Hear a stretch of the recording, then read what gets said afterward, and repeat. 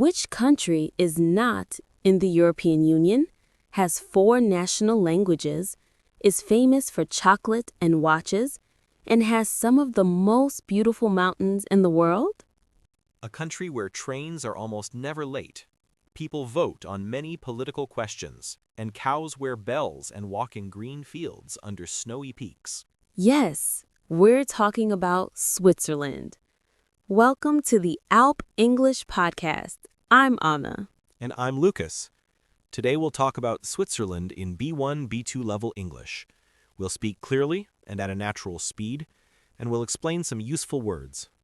If you want to practice English listening and also learn about a small but very interesting country, stay with us until the end. Let's start with a simple question. Where is Switzerland? Switzerland is in Central Europe. It doesn't touch the sea. Instead, it is surrounded by 5 countries: Germany, France, Italy, Austria, and a small country called Liechtenstein. Switzerland is not very big.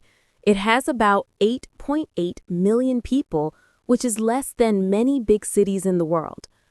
But it has many different landscapes, flat areas in the middle, and the Alps in the south and east. The Alps are high mountains with snow on top for most of the year. Some famous mountains in Switzerland are the Matterhorn and the Jungfrau.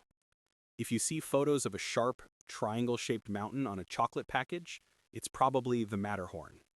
One special thing about Switzerland is its languages.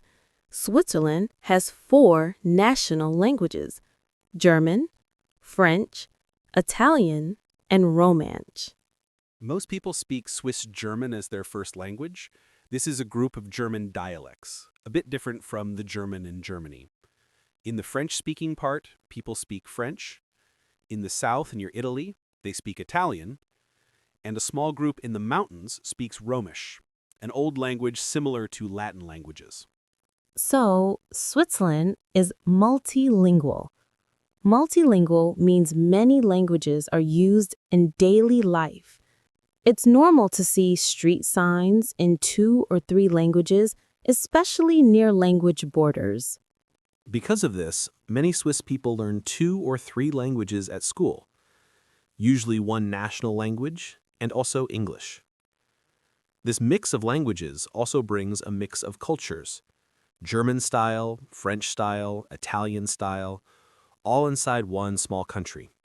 Now, what is daily life like in Switzerland? Many people live in cities like Zurich, Geneva, Basel, Bern, or Lausanne. Zurich is the biggest city and an important financial center. Geneva is famous for international organizations like the United Nations and the Red Cross. Bern is the capital. Swiss cities are usually very clean, safe, and well organized. Public transport is excellent. Trains and buses are usually on time.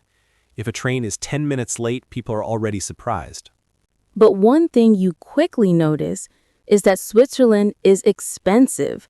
Food, restaurants, and rent often cost more than in many other European countries.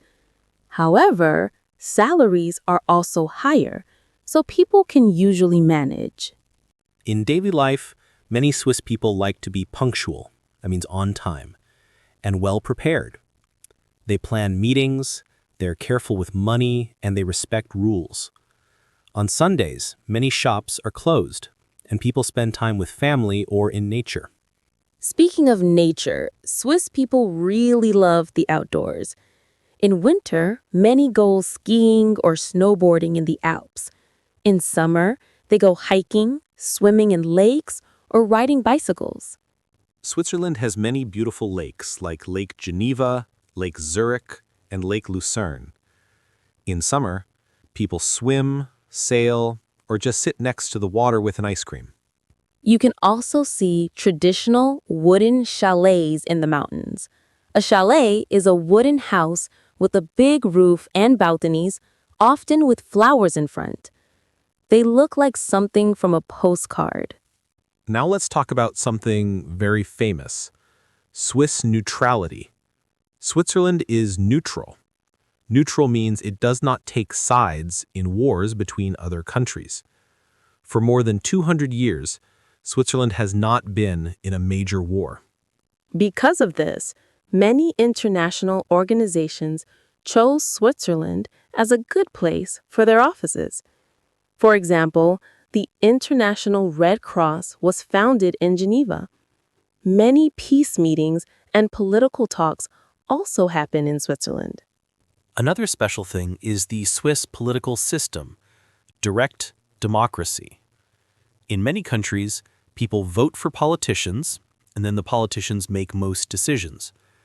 In Switzerland, people also vote for politicians, but they often vote on the laws themselves. This is done through referendums.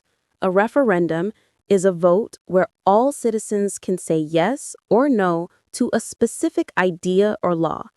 For example, they might vote on tax changes, public transport projects, or social questions. The country is also divided into 26 cantons. A canton is like a state with some of its own rules.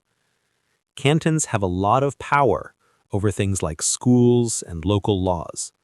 So politics in Switzerland is very local and also very democratic. Let's talk about some Swiss products and stereotypes. When you think of Switzerland, you probably think of chocolate, cheese, watches, and maybe banks. Swiss chocolate is famous around the world. Big brands like Lindt or Toblerone come from Switzerland. There's also Swiss cheese, for example, Emmental, the one with the holes, and Gruyere. People enjoy fondue, which is melted cheese in a pot. You take a piece of bread and dip it into the hot cheese. It's perfect on a cold winter night. Swiss watches are also very famous. Brands like Rolex, Omega, and many others are from Switzerland. For a long time, Switzerland was known for its banking system too. Banks were very private and stable, so many people put their money there. There's also the stereotype that Swiss people are very serious and quiet, and that they love rules and being on time. Like all stereotypes, this is only partly true. Some people are serious, some people are very relaxed. But in general, Swiss culture does value order, privacy, and respect. Of course, Switzerland also has challenges. Because life is expensive, it can be hard for low-income people or for some immigrants. The country is also discussing how to protect its nature while still having tourism and industry. There are also questions about identity. How can one small country with 4 languages and different cultures stay united? So far, Switzerland has done quite well, using compromise. That means trying to find a middle way that many people can accept. Let's do a quick review of what we talked about today. We said that Switzerland is a small Central European country with about 8.8 million people, surrounded by Germany, France, Italy, Austria, and Liechtenstein, and full of mountains and lakes. We talked about its 4 national languages, German, French, Italian, and Romansh, and how that makes the country multilingual. We described daily life, clean, safe cities, great public transport, high prices but also high salaries, and a culture of punctuality and rules.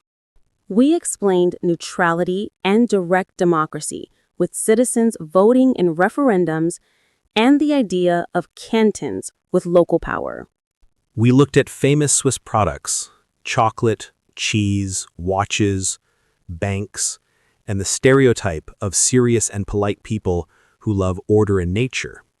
And we said that Swiss people enjoy the outdoors, skiing and snowboarding in winter, hiking and swimming in lakes in summer, often surrounded by beautiful alpine landscapes.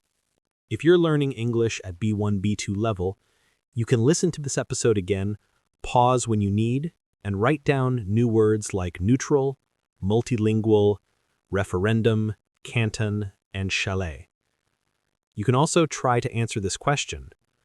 How is Switzerland similar to your country and how is it different? We hope this episode helped you practice your English and learn something new about Switzerland. Thank you for listening to the Alp English podcast. I'm Anna. And I'm Lukas. See you in the next episode.